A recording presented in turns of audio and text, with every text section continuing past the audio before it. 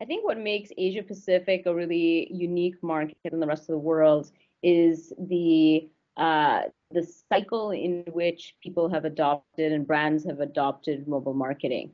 The second very interesting trend in Asia Pacific is just the adoption of mobile is huge relative to a lot of the markets, where in most markets in Asia Pacific, you're looking at mobile penetration rates of over 100%, where in many cases people have multiple devices as well. So if I take the first trend on mobile marketing itself, this is where Asia Pacific is a little behind, but I think they're quickly catching up over the course of the next year, which is if you look over 10, 12 years ago, most of mobile marketing was SMS marketing. Over the last 10 years, it's advanced as feature phones have moved towards smartphones, as phones become more powerful. It's moved to mobile display advertising, so things like banner ads, etc.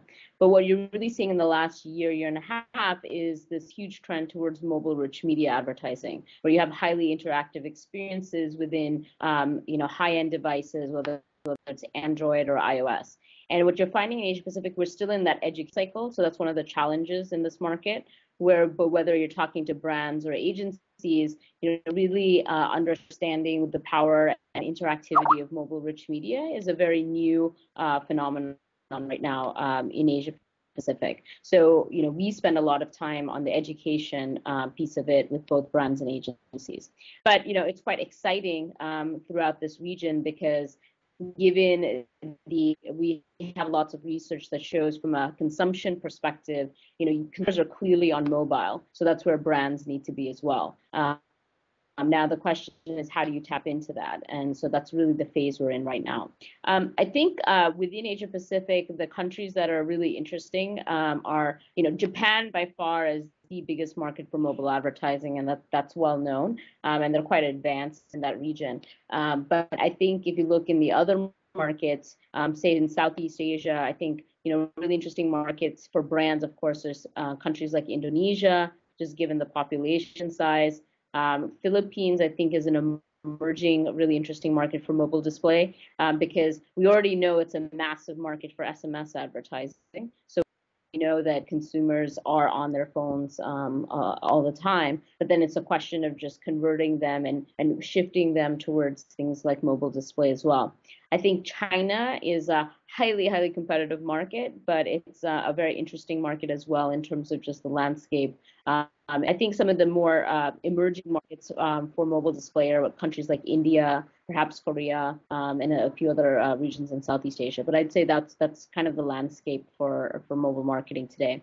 I think the opportunity that's not really fully tapped is twofold in mobile marketing. I'll talk about for brands and for developers. So for brands, it's really around, as I mentioned, this mobile-rich media. And I think particularly the opportunities around tablet, because what we're seeing is with the rise of Android, the tablet adoption is accelerating throughout the region.